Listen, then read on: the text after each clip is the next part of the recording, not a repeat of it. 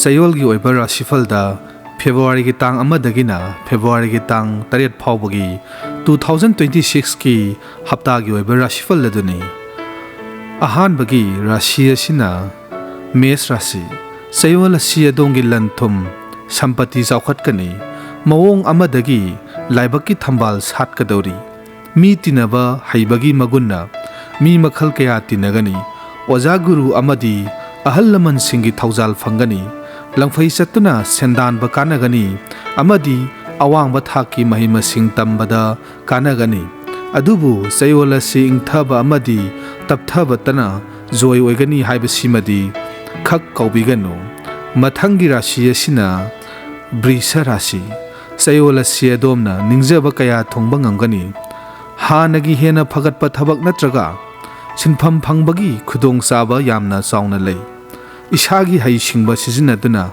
karbar tawbada hena chawkhatpa ngamgani nupa nupi ani punna tawminaba karbarna hena sendong leiba amadi chawkhatpa oigani adubu lapna satuna tawba karbardi kaya kanaba oide loinana mi tinabada munna tinabiyu mathangi rashi asina Mithun Rashi Chayol asi adomna project kaya ningthina plan tawraga paikhatpa khudimak chawkhatkani mawong amadagi isagi laibak hena phaгаtkani lanthum amadi sampati hengatkani adongi thabak tawbagi mawongna adombu miyamna hena pamnagani adongi mingsasu hengatkani mari mata amadi marup mapang singa leinaba marisu hena phaгаtkani tawbatabu luhong kaihong bagdi kaya pangdi mathangi rashi asina Karkat Rashi Chayol asi adom saba thakpa wataba punsigi tangkak ama oigani isada leiramba laimantimal koklagani kesta adom na mai pakani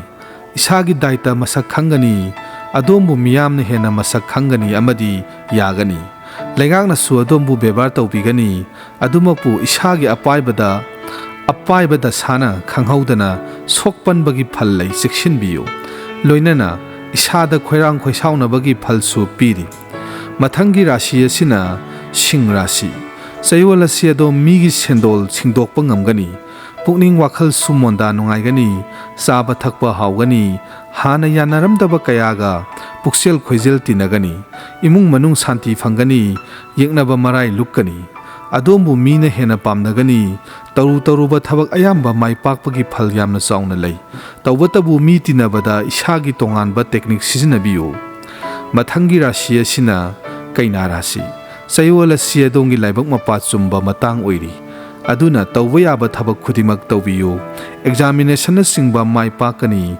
isana tawriba sinpham aduda promotion phangu haibasu lei apokpa amadi apokpi seba phangani anauba gari amadi lanthon lepsinba ngamgani yumkai shaw haibasu lei adubu pangdaba dasagi phalna isa isuda ana yeki mayoknabagi phal piri mathangi rashi asina Tula Rashi Chayol asi isagi humang mamalna leibakna dombu sakhangbigani lanthum amadi sampati lepsinba ngamgani yeknaba maru lukani tritha yamna chatkani ishorgi thaujal lemnamak phangba ngamgani apokpada isagi soto phangu haibasu lei sama seba tawba phangdaba matangni isagi tinaba maru mapang singdagi mateng phangani Laita laira singda dan tawningbagi wakhal pokani mathangi rashi asina Brisha Rashi Chayol asi adom anauba wakhalon puthokpa ngamgani loinana anauba plan amadi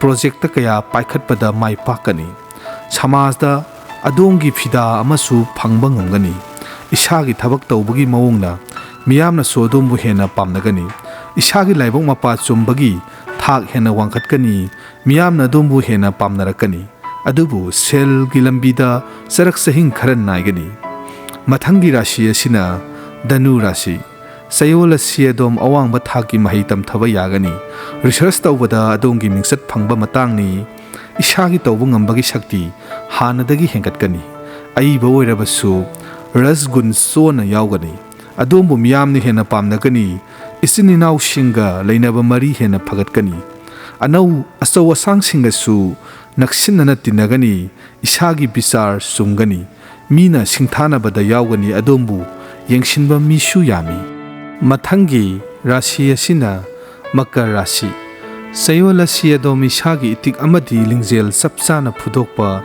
ngamlabadi zara zara chawkhatpa ngamgani. Competitive exam da saruk yabiyu mai pakpagi phal chauna pi.